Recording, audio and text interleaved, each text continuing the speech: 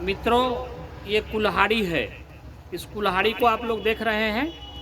इस कुल्हाड़ी का काम है लकड़ी को काटना, लेकिन ये कुल्हाड़ी लकड़ी को तभी काट पाता है जब इसमें लकड़ी का बेट लगा हो।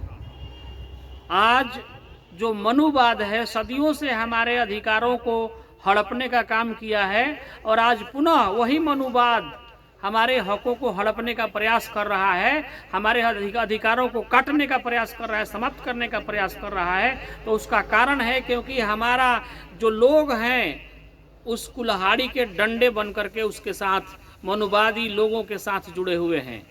आज बिहार के मुख्यमंत्री नीतीश कुमार हों या लोजपा के राष्ट्रीय अध्यक्ष चिराग पासवान हो, ये दोनों लोग उस मनुवादी नरेंद्र मोदी को सहयोग सपोर्ट कर रहे हैं, जो लगातार 90% मूल निवासी ओबीसी, एससी, एसटी माइनॉरिटी के लोगों के हकों को समाप्त करने का प्रयास कर रहा है।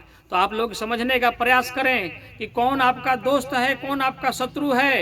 ये टांगी मनुवाद है तो ये लकड़ी उसको सपोर्ट करने वाला है। जब तक इस लकड़ी का डंडा नहीं होगा, मनुवाद हमारे अधिकारों को समाप्त नहीं कर सकता है। ये कुल्हाड़ी लकड़ी नहीं काट सकता है। तो लकड़ी काटने के लिए लकड़ी के डंडे का इस्तेमाल किया जाता है। उसी प्रकार मनुवाद हमारे हकों को हड़पने के लिए हमारे ही लोगों का इस्तेमाल कर रहा है। और उसी चिराग पासवान के कैंडिडेट हैं जगदीशपुर में श्री भगवान सिंह कुशवाहा, और नीतीश कुमार के कैंडिडेट हैं सुषमलता कुशवाहा।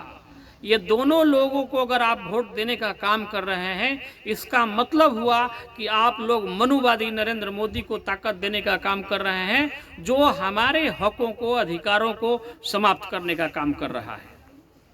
तीसरा एक कैंडिडेट हैं लोहिया जी, राम विष्णु लोहिया, जो वर्तमान में जगदीशपुर के विधायक हैं। तो आप लोगों को मैं बताना चाहूँगा, जो लालू यादव कहते थे कि भूरा बाल साफ करो और 90 की लड़ाई लड़ो, वो लालू यादव आज कहते हैं कि हम A to Z की बात करते हैं।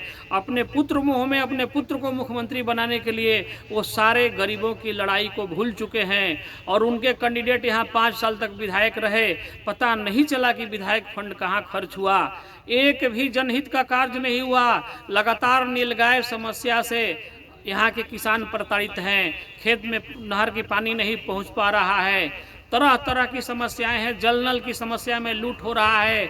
इंदिरा आवास, प्रधानमंत्री आवास योजना में 25 से 30 हज़ार रुपया घूस लेकर के देने का काम किया गया। दूसरे के नाम पर दूसरे का पैसा निकासी किया गया।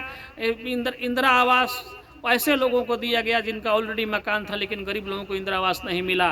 तो हमारे वर्तमान विधायक से मैं पूछना चाहता हूं कि उस समय आप कहां थे?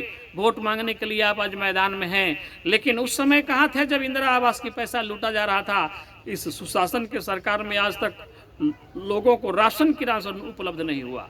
तो मैं अब यहाँ जो भी प्रतिनिधि हुआ पिछले विगत 30 सालों में, मैं उससे सवाल खड़ा करना चाहता हूँ कि वो क्या कर रहे थे, किस प्रकार के शासन वो जगदीशपुर को अपना प्रतिनिधित्व दे रहे थे। न यहाँ एक इंजीनियरिंग कॉलेज खुला, न मेडिकल कॉलेज खुला, न अस्पतालों में दवा उपलब्ध हुआ, न स्कूलों में बच्चों को ठीक से शिक्षा मिल रहा है। तो आप किस काम के विधायक हैं? केवल कमीशन खाने के लिए विधायक बने हैं? केवल क्रिमिनल बदमाशों को पैरवी करने के लिए आप विधायक बने हैं? केवल एक तारांकित सवाल विधानसभा में उठाने के लिए आप विधायक बने हुए हैं? आप लोगों से मेरा गुजारिश है कि जगदीशपुर के मतदाता बंधुओं, आप ऐसे लोगों को आईना दिखाने का काम करें। जो आपके बीच में लड़ने वाला नेता है, आपके समस्याओं को उठाने वाला नेता है, ऐसे नेता को आप लोग आगे बढ़ाने का काम करें। मैं 2010 में आया था, यहाँ पर देखा कि नीलगाय समस्या से लोग पीड़ित है, तो मैं नीलगाय समस्या को लेकर के हाईकोर्ट जाने का काम किया। हाईकोर्ट में गया तो वहाँ मुआवजा नहीं मिला किसानों को, नीलगाय समस्या का समाधान नहीं किया गया। तो मैं पुनः भारत के लोकपाल दिल्ली में जाकर केस फाइल किया, और अभी लोकपाल ने केस को लोकायुक्त के यहाँ ट्रांसफर किया है। लोकायुक्त के यहाँ हियरिंग चल रहा है, अभी आदेश आया है। लोकायुक्त ने डीएम से प्रतिवेदन मांगा है और 4/1/2021 को तारीख दिया है। तो मेरा कहना है, मैं आपका प्रत्याशी भी हूँ, पेशे से पत्रकार हूँ, लड़ाकू साथी हूँ। अगर आपको लगता है कि गोपाल जी हमारे समस्याओं को उठाने में, लड़ने भिड़ने में सक्षम है, तो आप हमको वोट करने का काम करें। अन्यथा आपको जिसको वोट करना है कीजिए। आप देख लीजिए, आपका तकदीर तस्वीर, इस राज्य का तकदीर तस्वीर आपके वोट से जुड़ा हुआ है। मित्रों, बंधुओं, माताओं, बुजुर्गों, तो बार बार मेरा अपील मैं कर रहा हूं कि आप सोच समझ करके 28 तारीख को वोट करें, ताकि एक ऐसे व्यक्ति को विधानसभा में भेजा जा सके जो आपके समस्याओं को लेकर के लड़ने का काम करे, उसको समाधान कराने का काम करे। बहुत बहुत धन्यवाद। नमस्कार।